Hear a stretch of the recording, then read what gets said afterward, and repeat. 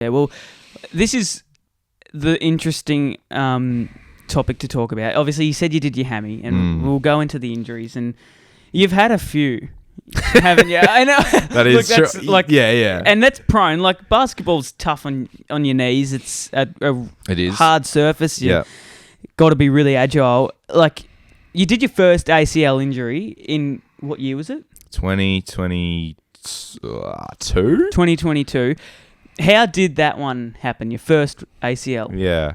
I'm just trying to... I always get the dates wrong because you've actually done 2 ACLs. Correct. And we'll be talking and through in the middle of that was story, COVID and a whole bunch of stuff. The unluckiness of that blows my mind. But your first one... Yes. What knee was it? So, right. Your right knee? Right one. So to give some context, 2020 must have been I joined the Supercats team. Yep. Or was it 2021? I can't remember. Around that area. It was around that time. It was around those 2 years. So joined the team, had a really good preseason.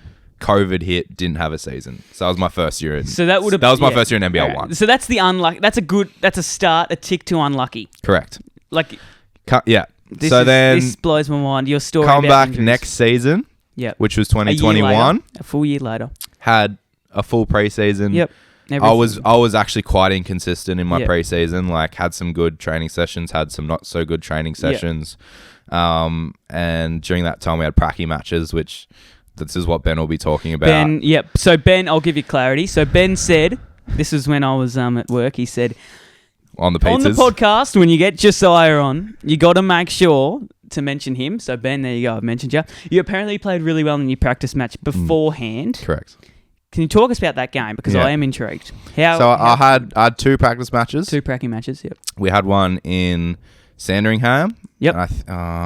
I can't remember if we won that game or not. Yep. I had like 15 points. That's handy. Some rebounds. That's good. Felt pretty good on the court. So this was after your first ACL? Was it after or before? No, this was just before. Yeah, okay. just before. True, because this is... Yes. Okay, yep. So I went to Sandringham, and then I think we had a week later or sometime later, we played at home against Diamond Valley and kind of had the same, had 15 points again, had a couple of rebounds, played quite well, felt really good in the system, kind of got voted, we call it the CAT, the best player on the court for the team. So you got that in the pracky match? So I got that in the pracky match. Felt really good. Yep. Everything going to plan. Come back the very next week. Yeah, so I think the week after, we had round 1 on the Saturday, had training on the Monday or the Wednesday night. And it was just one of those nights. Training wasn't going amazing for me. We learnt some new stuff. And anyway, so we had a full court drill. I was coming back on defense. Someone was on a fast break coming at me. Yeah. I went to slide over to play defense, and my right knee just gave way. Felt like it just popped out. And I was on the ground. It was one of those feelings where you're like, my body's not supposed to do that. No. You know, like that. Like, obviously, concerned would be the first initial. Correct. Like, what is... It must be so tricky to explain the pain, but it literally just felt like you just didn't have a knee. Well, no, it felt like my knee popped out and in. Like, it feels like your whole thing shifts, you know, in one, like in and out real quick. It's like when I assume when it's like you dislocate your shoulder or your finger, but it's your knee. And did you know straight away ACL, or did you not really understand? No, well, it's one of those things you hear about it all the time. Yeah. But as a sportsman, it's not until you actually do it that you understand what it is and what it feels like. I was able to get back up and walk after a little while. Like, the pain was horrible. Oh, yeah. But I was able to get back up. And then for the next kind of 12, maybe 24 hours, it was more like, I think it's just a dislocation. Yeah. Like, was it swollen or anything? Yeah, I think it's swelled up. And my dad's a myotherapist, so I went home. He did tests and stuff like that on it. And he's like, I think it's just a dislocation. Yep. I think I went to the physio the next day or a few days after. So this is also funny because I went to the physio. I think they did the MRI, but the physio was like, I think it's just a dislocation. So, well, that's good. Yeah, that's good news. Yeah. And then I think it was like the Monday after or something, I went back to the physio, but it was a different physio that I'd seen the first time. And so he gets the MRI up and he's like, ACL. yeah, look, mate, so it's not a dislocation. Oh. And so you He's had like, so many, well, a few people saying dislocation. yeah. And then, So I don't know why. I don't know if it's because could walk afterward or something like that. But I think it was the people who did the tests, because they do the movement tests. I think that's why they were like, it's not a ACL tear, but it was. So what was the recovery like? Like it's obviously when you do an ACL, it's 12 months, no question, really. You had surgery for that one. Mm-hmm. What was the recovery? Yeah, so you have what they call prehab, which is you get in the gym and get your whole leg as strong as possible, because after you do your ACL, you actually, after a while, you can pretty much have full movement. Okay. You just can't move laterally very well. Yep. Because it'll give way. But you can do strength training, you can do running, you can do a whole bunch of stuff. That's interesting. Oh, I did not know that. I would have thought, like, if you do an ACL, I would have thought for the first few months, literally, you keep it immobilized. Yeah. That's you interesting. So try you and can get run, you can move with it. So what you have to do is get it moving. Correct. Okay. You have to try and get as much movement, and you have to try and get as strong as possible. So I went to the gym. I think Chris was playing at the time. Chris Blitzovs. Okay, so is that Mark's brother? There you go. So he played with Geelong. He's a PT, so I worked with him a fair bit and got my knee good. Went into tried to get as strong as possible. Went into surgery and then did the long rehab for 12 months after that. And obviously, when did the pain start going away? Was it just after surgery? Oh man, or so was it lingering. Doing an ACL is hard. Getting surgery for an ACL is next level. Really? Because obviously you've got to be an athlete to have surgery. Isn't that like sort of pretty much the rule? Pretty much. So was it tricky to get that surgery? It was, I guess not tricky. It was really painful. Yeah. Did they put you to sleep? Yeah, they put you to sleep. They take some of your hamstring out and they put it in your knee. So they used the hamstring? They did for me, yeah. Okay. I think they can take quad and stuff like that. So they just took the muscle out. And then what do they do? They put it in the knee between kind of the top and the bottom back of your knee kind of thing. That's where it sits. And then does that mean your quad or your hammy muscle, does it go back? Yeah, so your hammy, has to, but it's really weak then, right? Okay. So you've got a weak hammy. Cooked. Correct. Right. So so you hear stories of people. I know people who they've done their ACL, got their hammy put in there as an ACL reconstruction. Yep. And then they pull their hammy out, when they go and try and do something because their hammy's weak. Wow. So you got to be super, super, super careful. Yeah, correct. With that.